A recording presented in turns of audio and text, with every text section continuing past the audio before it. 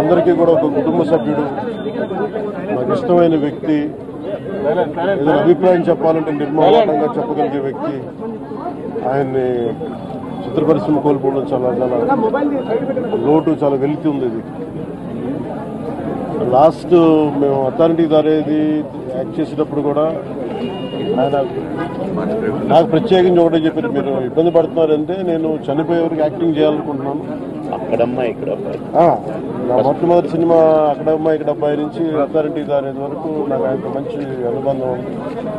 ఇప్పుడు 10 మంది బాధుని ఆకాంక్షించేవాళ్ళు.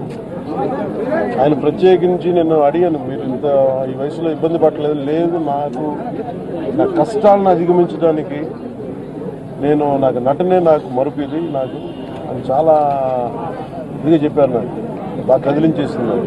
అలాంటి వ్యక్తి ఎంత